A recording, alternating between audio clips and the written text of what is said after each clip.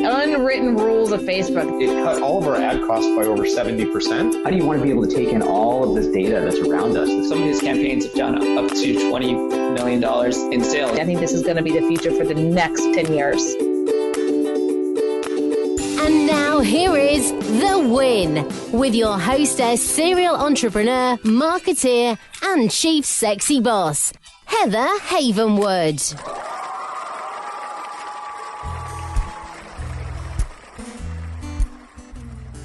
Look, our whole world revolves around our iPhone, iPad, Droid. You know, they say we look at our phones on average 150 times a day. And if you're a small business and want to actually grow, you need to reach people where they're looking at and listening the most, their smartphones. See, marketing via text messaging is a great way to start, and it's super easy. Just text the word START to 72,000 to learn more about my friends at Movit. They're marketing experts, and they will show you how to use text messaging for your business and to get more leads and convert them amazingly. Again, text the word START to 72,000. Again, that's text the word START, S-T-A-R-T, to 72,000. Hi, everyone, and welcome to The Win with Heather Havenwood, where this is where you find out how to win in life, win in business, but more importantly, how to win with yourself. And so today we have someone on the line, Brandon Uttley. I always get that. Let's call it utility. You know what I mean? Is that what I was to say that to you, Brandon? Like, hey, I want to say Brandon Utility. That would be awesome, but it's Brandon Uttley. I will go by utility. I have had many nicknames, so Brandon, Brandante, Butley, you know, go for it, Heather, whatever you want to call me. Okay, so Brandon Uttley, thank you for being here. And honestly, I laugh about that because, you know, my original last name was Dumas. Okay, and so just a side note, people used to call me Easy Dweezy, so there you go. Oh, yeah. So I see why the Havenwood stuck. Yes, Havenwood is way more cleaner. So, you know, and I just want to say I love you being here because honestly, there's a couple of things. One, I was on your podcast, and more importantly, I just read your book. Now, Brandon is a seasoned web marketing and public relations professional with nearly 30 years of experience, and currently he launched and the CEO of Go for Launch, an educational and marketing resource for entrepreneurs. But really, the thing about I wanted to talk to you about today is your book, Podcastaway, which is about podcasting. Now, when I read the book, I thought to myself, here's what I thought to myself. Okay, this is going to be another book that's going to tell me how his major successes in podcasting, and it was so easy, and he went from 0 to 1 million in like 2 days. That's what I thought it would be. And I was actually pleasantly surprised. It was this whole story about how you started one, it goes so well, you started another one with another partner, and it went really, it was there for longevity, it wasn't going anywhere, and then like your ups and downs with the process. So I was really pleasantly surprised. So tell me about like the book exactly. Why'd you know, what for you, what was the book about for yourself? Why'd you do it? Why'd you write it? Yeah, great question, Heather. So I started the podcast almost 2 years ago. And I launched it in a funny way. If your listeners have ever heard of a guy named John Lee Dumas, he has a massively successful business and podcast called Entrepreneur on Fire. And he also started a private membership group for people who want to start a podcast called Podcasters Paradise. So long story short, I was thinking about starting another podcast. You mentioned I had done one. My first one was actually back in 2008, which was kind of in the earlier days of podcasting. That was very short-lived. I got kind of distracted and didn't really pursue it. But then a couple of years later, I did start a show that was more successful with a buddy of mine called The Marketing Squad. And anyway, I was thinking about starting a new one for my business, Go for Launch. And I decided to reach out to John Lee Dumas. I was getting ready to go to a trade show in San Diego a couple of years ago. And I knew he was going to be one of the speakers there. So just on a whim, really, I put together an email, personalized it, and just said to him and his girlfriend, Kate Erickson, I said, hey, I'm going to this show. I'm looking forward to meeting you guys. And by the way, would you ever consider being a guest on my podcast? And I really thought, Heather, that I wouldn't even hear back from them, or they'd politely say, you know, gee, we're busy people. We don't really have time for you. And to my surprise, they actually said yes, that they would be on my podcast, which was awesome for one reason. But on another hand, I actually didn't have the podcast yet. So I kind of went, oh, crap. That's really great because I think people go for launch. I call it don't wait for perfect. It's like sometimes you can't wait for things to be lined up and you have everything. You actually, back in the old day, we used to say sell the package before you even actually have the package, and that forces you to actually create the package, or create the course before you, and then sell the course, but then you actually have to create the actual course after you sell it, after you have clients, then sell it. I love that. That's actually beautiful. And you, in the book, you actually have a picture of you with John Lee Dumas and I think his feet. What was all that about? Like, I kind of read this story, but tell us more about that. Like, you have this picture, you're going to take this amazing picture of you and John Lee Dumas, and then boom, it's someone's feet. Yeah, so that a little bit different. I actually got a good picture with John Lee Dumas and Kate Erickson. So I ended up interviewing. So I'll get to that in a second. But and I'll tell you about that other picture that didn't turn out so well. So what happened was when John and Kate said yes, I went, oh crap, because I was getting ready to go to this conference in San Diego probably within about a month and a half after that email sent out. So I was scrambling furiously to say, you know what, I got to get this thing actually launched because he'll be my first guest, which is kind of crazy. So that's one thing that people need to know about podcasting right this moment in time is actually kind of funny. A lot of people want to be on other people's podcasts and they won't even ask basic questions like, where's your show? How many listeners do you have? How long have you been around and stuff like that? Notice that John didn't even ask. He said, sure, without even knowing. And I'm looking back, I probably told him, hey, I'm getting ready to launch the thing or whatever. So, I wasn't really trying to pull the wool over his eyes or anything like that. But nevertheless, so I get to this trade show and I decided to interview them at the opening night party, which happened to take place on an aircraft carrier. So so let's stop for a second. Go ahead. Stop for a second because here you are, you're like, okay, I got to launch this thing. But instead of saying, hey, let's get on like we're doing right now, we're on Skype right now. We're actually having a conversation. You're at your home. I'm in mine. We're in different states. So you're actually saying, hey, let's do this live in San Diego on a ship, which is, I think, brilliant. I love that, by the way. That's really great. That's great. So what'd you do? Just say, hey, let's meet up at this party? Well, actually, he kind of forced that on me because he said, listen, I'm going to be really busy, as you can appreciate. I'll give you 15 or 20 minutes, but we have to do it at the opening night party. That's the only window of time I have. So if you can grab me, then we'll stand off in a corner and do this or whatever. Well, when you're on an aircraft carrier with like 3,000 people at a conference, there is no corner. It's loud. It's crazy.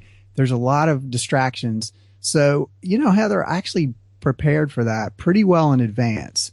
I got a lot of different types of equipment. Yeah. And I practiced and I made sure that the things were going to work well.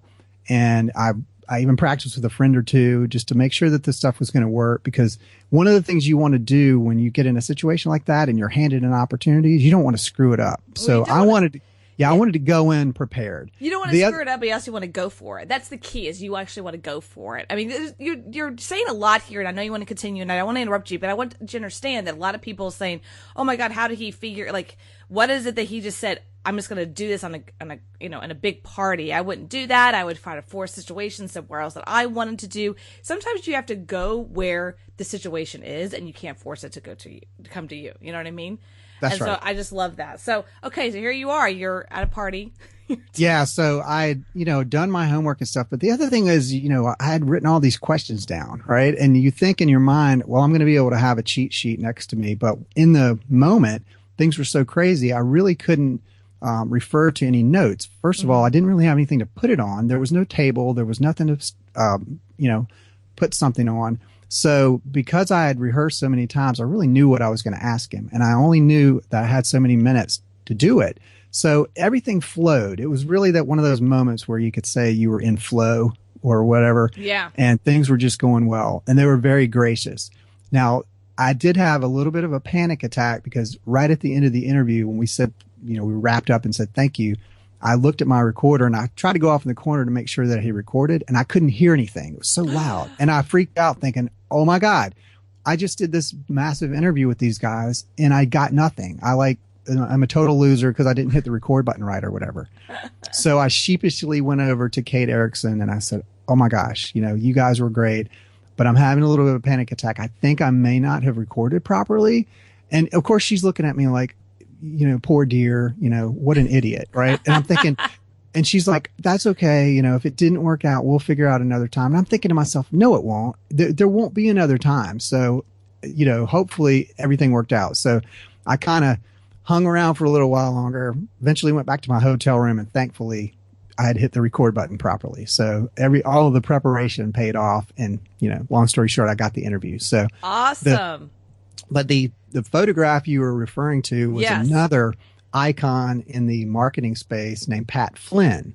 Pat also was at that conference. Pat is, of course, from Smart Passive Income, which is a huge business, huge podcast. He and John are both making a lot of money and are very successful, and also gracious and giving individuals. So you didn't get actually a picture of Matt Flynn. You wanted to get a picture with Matt Flynn, and then actually someone get a picture of their. Well, yeah. So I'm walking off this ship later in the evening where everything is sort of wrapping down, and I spot Pat Flynn across the deck, you know, and I'm going to be a big fanboy and go up and say hello to him. So Pat looks kind of tired, and you can tell he's like, I'm ready to go home. And here I am walking. And by the way, I was wearing a bright orange flight suit. I had decided to be an even bigger I remember idiot. that. So here you are. You're not only just, you know, you're going for launch, but you're going to actually flaunt, what is it, a flight suit of NASA? Yeah, I got a NASA flight suit, which is in keeping with the theme of my business, Go for Launch. You are a true entrepreneur. You know that? You're a true That's right. entrepreneur. Well, you know, against all the advice of my wife saying, please, for the love of God, do not wear this in public, I went. And the thing is, Heather, I'm in a mastermind group with a couple of people here in Charlotte where I live. And they were egging me on, saying, of course you have to wear the flight suit.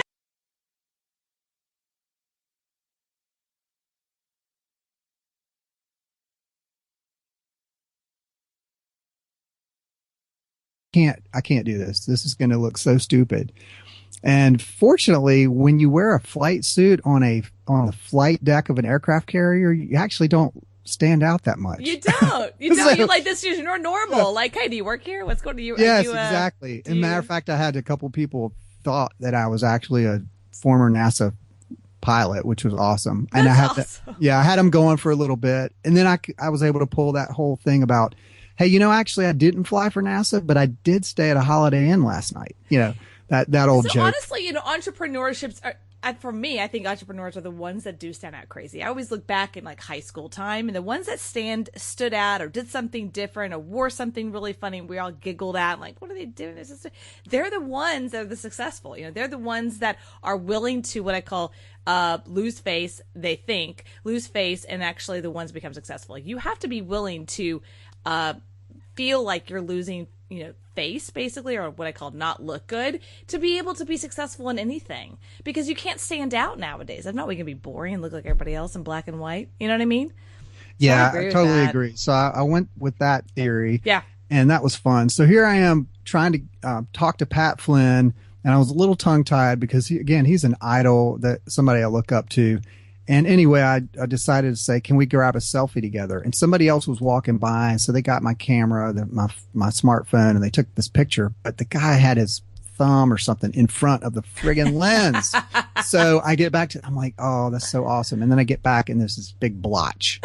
I'm like, oh, you got to be kidding me. The big blotch. Yeah. So I put that picture in the book just to say, you know, here's me meeting Pat Flynn. Not exactly the ideal photograph I was hoping for. So let's talk about the book more. What was the intention? Because what's the intention of writing the book? A lot of people write books. It's a calling card, a business card. They actually want to use it to get to speaking on some level. Are you someone who wants to get into what I call the podcasting world, teaching people how to podcast? What was the intention of you doing this book?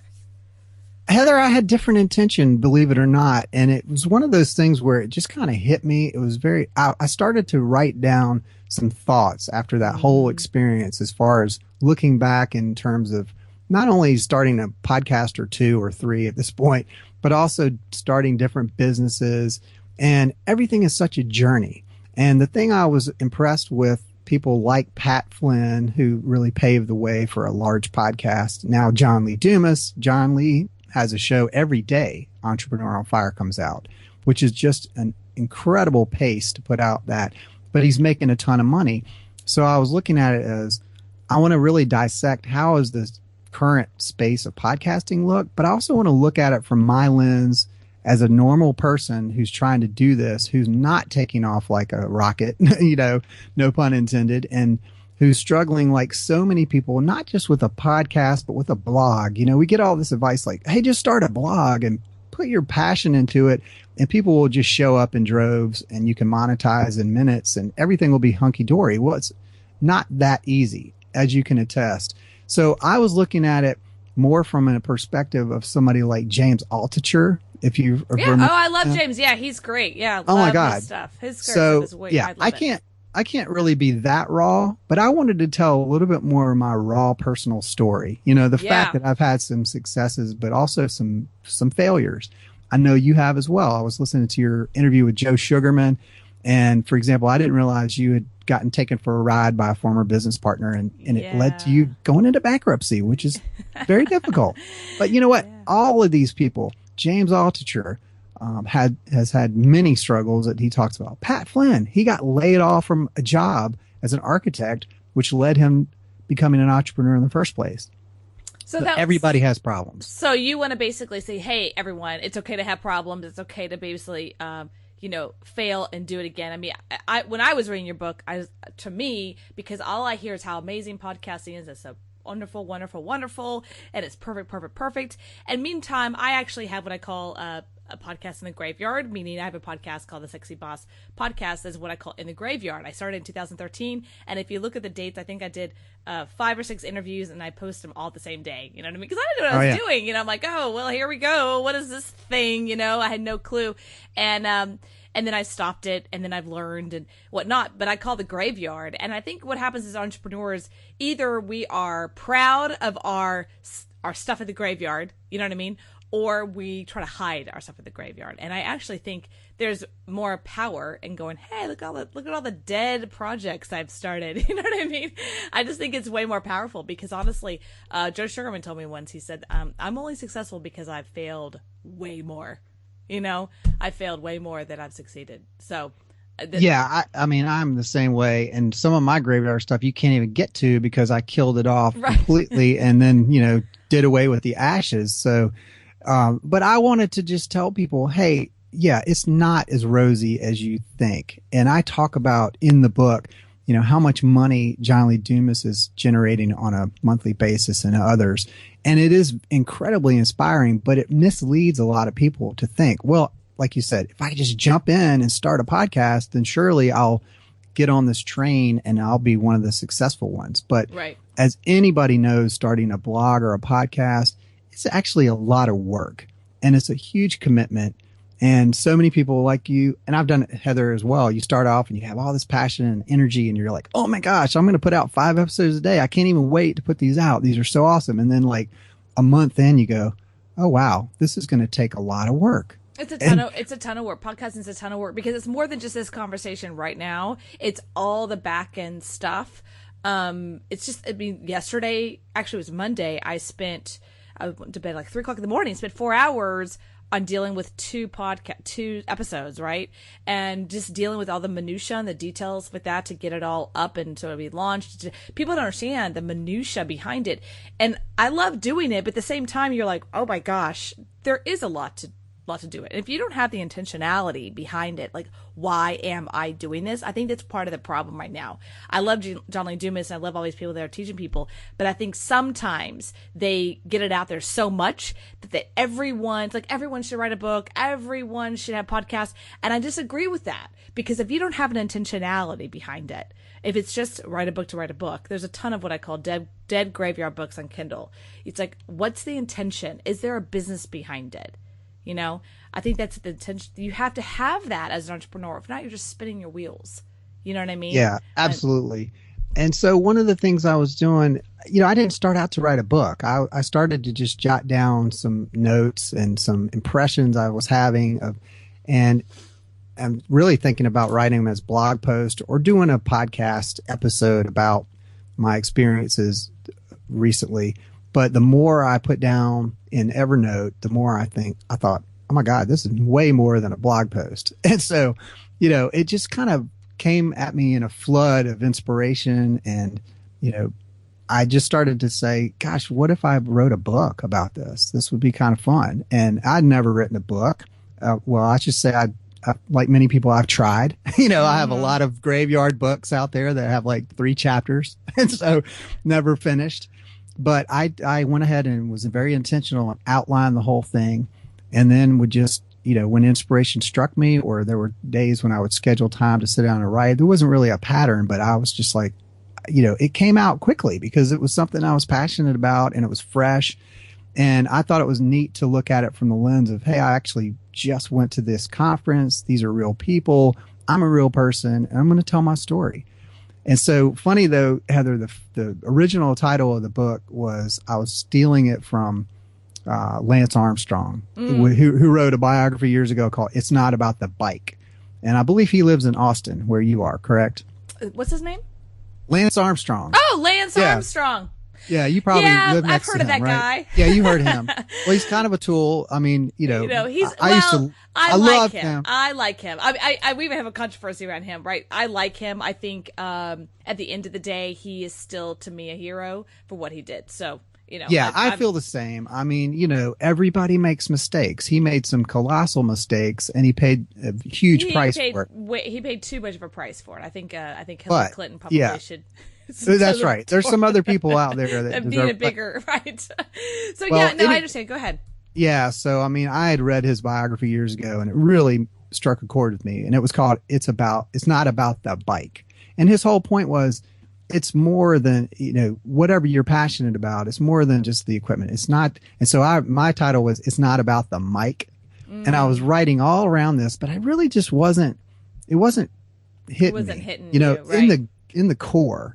And so I started reaching out to some influential people, including John Lee Dumas, including Pat Flynn and Chris Brogan and some of these other people in the marketing space, to ask them to review a copy of the book in advance and hopefully give me what's called a blurb, a little quote, that you see in about what the book's about and stuff. And I was kind of almost like embarrassed, because I would send it and say, here's this book. It's called It's Not About the Mic.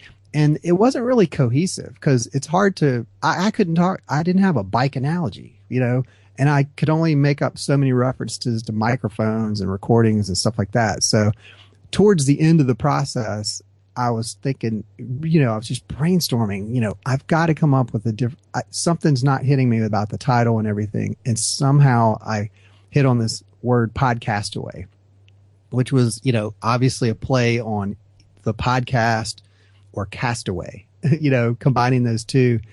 And instantly in my mind, I thought about the movie with Tom Hanks, Castaway, and the whole thing. And I thought, oh my God, that's incredible, and so I went and registered podcastawaybook.com.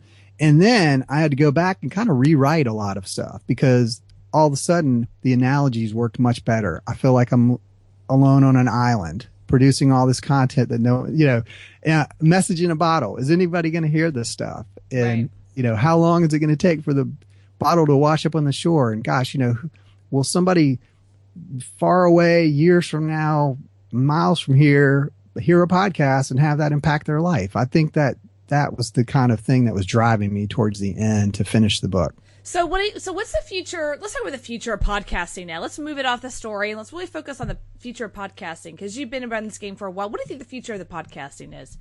We're in 2016. What do you think is going to happen? Yeah, well, it seems to be getting easier. There are more tools out there now that make it slightly easier than the old school way of doing a podcast. Things like Zencaster or Ringer, which are 2 different apps that allow you to record conversations like this more easily. But I think that, as things get easier, just like when WordPress became the best way for people to start a blog, or something like, Wix site or whatever. I mean, but what's the future of podcasting? Like, do you know, like in the world of business, where do you think it's headed in the world of business? Why would entrepreneurs today, other than just saying I have podcasts, what's the point? Like, what would be the intentionality to do podcasting? How can people make money from it? Well, that's 2 different questions. I think the first question is, why would somebody want to do it? And I just look at it as the same way that my first business, Heather, I started a website design firm back in the late 90s, which was early on in the process. And when I first discovered how to make a website and started doing that for myself and other people, it was an instantaneous reaction. I was a marketing person, and I thought, oh my God, this is like the most amazing time in history. Not since the Gutenberg, press have people of any type, without a lot of money or anything, been able to communicate a message to anybody in the world with just, these tools that we have at our disposal. I felt the same way about podcasting. It's like now somebody like a John Lee Dumas sitting in an apartment somewhere in San Diego or Puerto Rico or wherever he's living at the moment can have, with a microphone and a computer, the ability to reach as many or more people as a mainstream media outlet. Mm-hmm. So any entrepreneur who doesn't perceive that opportunity to spread their message from anywhere in the world with a laptop and Wi-Fi is crazy. So I think that's the future of it is we're looking at it right now, is that every opportunity that exists is here in front of you to be able to put that out there at very low cost. Yeah. I mean, the biggest cost is going to be your time. It doesn't cost a lot to host these files or do things like that. It's simply to put in the work. So let me, if someone's listening, and I think there's a lot of entrepreneurs out there that say, well, would it work for me? Chiropractor, acupuncture, a local business, not an online marketer. I mean, look, I love the world of online marketing, but the honest truth, not everyone out there is an online internet marketer, okay? Not everyone can connect with Pat Flynn or Chris Brogan, these people that they have these big businesses online. They can't connect with that. They're in what I call the real world of people, businesses day in, day out with a brick and mortar. How can they, and why should they do podcasting? That's, I think, the question. Now that you've done this book, that's the question I think people have. I think one of the things that's changing, Heather, is the notion of what a podcast is. Okay. Because from the early days, I think most people saw it as similar to a blog. Like, for example, if I said, Heather, you need to start a blog, and you agreed, then my next thing to you would be to say, by the way, Heather, now that you have a blog, you need to publish on a regular basis. And you'd go, well, wait a second. What do you mean? Is that once a month? And I'd say, no, you need to be pushing out at least one post a week minimum. So same thing with podcasting, right? Most people have this impression that, first of all, I have to start my own podcast, which is not true. We'll talk about that in a second. But secondly, if you do start a podcast, oh my gosh, now you're obligated to continue it from, here to eternity. And that is not true.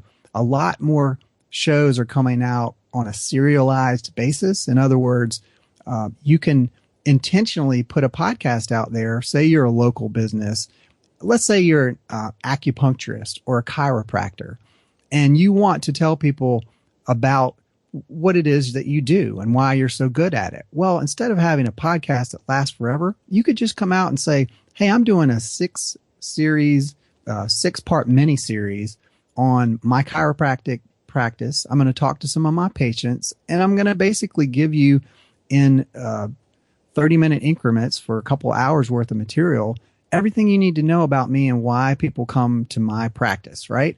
And you could do that and then put it up there. And similar to what you were joking about your graveyard podcast or whatever, you could just pay minimal amount to have those hosted on iTunes pretty much indefinitely. And some big names have done this type of thing. For example, Seth Godin, he has a very successful series on iTunes called Seth Godin Startup School, I believe it's called. And it was a 12-part series that he basically took the audio straight from a series of lectures he did a few years ago somewhere, right? So it wasn't even a pure podcast, but it was just the audio from him standing up talking to a group. And it's great material. He did it one time, and now it still gets thousands of downloads a month, So there's that idea of putting together shorter runs, or you've even had podcasts from people like NPR called Serial, which is very popular, and they'll do these runs. They'll do like season 1, and they'll have so many episodes, and then season 2, etc. So I think that's one of the things that people need to think about moving forward. Redefine what a podcast means. Actually, that reminded me of a friend of mine here in San Antonio. His wife did a serial podcast like that. They homeschool their kids. And so she wanted to do a series about homeschooling. And then that's it. That's all she wanted to do. She didn't want to make this forever because it's not her it's not what she does for a living is teach people how to do it. You know, she wanted to share her experience and share her thoughts and helping other parents around the world. And so she did it, and that was it. And she said, he told me that thing gets downloads like 1,000 or 2 a month, which is crazy because she did it like 5 years ago. That is awesome. So I think that people need to go, oh, okay, great. I now have permission to not feel guilty for simply doing a shorter run of podcasts. I mean, I have a friend who had a very successful podcast for a couple years called the Social Toolkit.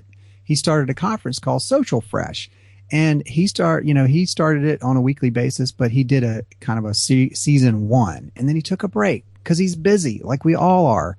And now he's prepping to come back with season 2. So there's no shame in that anymore. But think about what you just said about your friend, for example. Now she has content that lives on. By the way, if you do a 30-minute show or something, you get a ton of content out of it. So what you can do is transcribe that. You can package those together into an ebook or more. You can shoot video while you're doing the audio recording and put that out there on YouTube. There's just many opportunities to repurpose that content as well. Yeah, that's absolutely true. That's something I'm doing right now, is looking at how can I repurpose, all my podcasts I'm doing with amazing people like you. So tell us about the Go for Launch. How can people find you? Are you now doing just consulting? What are you doing now? And if entrepreneurs want to raise their hand and say, yes, I want to work with you, how can they do that? Yeah, thanks. I'm at goforlaunch.io, but for your listeners, I have created a special page. If you go to goforlaunch.io/Heather, you can get a copy of my free ebook called 7 Steps to Launch Your Business the Right Way, which also talks about some of my best advice, having done this a few times. And you can also get 3 free chapters of Podcast Away and check that out. So again, that's goforlaunch.io/Heather. goforlaunch.io/Heather. I love that. Thank you for the gift for my listeners. I really appreciate that. Go check that out, guys. Seriously, go pick it up. And I did love your book. I really did. It was a fun read. You know what I mean? It was something that I got through quickly. Like in one day, I just sat down and just read it. And I say that because sometimes that's the best books for me versus there's this long, drawn out process. Like just to me, I want the guts. I want what happened. How'd you overcome it? What can we do now with that information and move from it? And so I really did enjoy your book. It was well written, and it was what I call in reality. And I mean that because it really was about what happens with all of our projects, our graveyard projects. Sometimes they start, sometimes they don't. And I love the fact that you're a starter. You just can go and go. So, and where can they find you if they want to listen to your podcast? Sure. You can certainly go to iTunes and look up Go for Launch, but I'm also on iHeartRadio, Stitcher, Spreaker, pretty much anywhere you can get a podcast. iHeartRadio, that's kind of a cool thing now. How long have you been on iHeartRadio? I've been on there for a good 6 months plus, I think. I mean, It's now becoming a little bit more popular. It was a little bit more exclusive, but I know some people who have iHeart connections, and they were helpful in getting me on there earlier. Oh, congratulations on that. Yeah, that's a big deal to get on there right now. There's a lot of traffic supposedly on iHeartRadio for podcasting. So congratulations on that. So go check her out at iHeartRadio, and also go check out igoforlaunch.io/Heather. Any last words? Heather, thank you so much. It's always fun talking to you, and I applaud what you're doing as well. Thank you. You are a winner, and you are a sexy boss stud. All right, guys, check it out. Go check out his stuff. Go check it out. Go buy his book, because honestly, don't even worry about the 3 chapters. Just go buy the book, because it really is a way for you to understand the true nature of what's happening in podcasting today, okay? None of this fluff stuff. It's the reality of what happened. And just go check it out. You're awesome. I appreciate you. Have an awesome day. Thank you for listening to The Win with Heather Havenwood. Interested in coaching with Heather? Go to heatherhavenwood.com and sign up for a business discovery consultation. Here is your free gift for listening. Get 3 audio chapters of Heather's book, Sexy Boss, How Women Empowerment is Changing the Rulebook, when you text the word sexy to 72000. Again, text the word sexy, that is SEXY, to 72000. And receive your 3 audiobook chapters. Number is good only in North America. For outside the USA, text SEXY to +1 323 457 2288. Text sexy to +1 323 457 2288. Long distance charges may apply. Heather wants to hear from you. Questions you want answered on the show. Comments, interview requests. Email media@sexybossinc.com or leave a private voicemail. 51 Boss is me. Again, the number is 512-677-4763. Check out all of Heather's sites. heatherhavenwood.com, sexybossinc.com, e2lab.com, datingtriggers.com. This is a Sexy Boss Wrap. This podcast is a copyright of Havenwood Worldwide, LLC.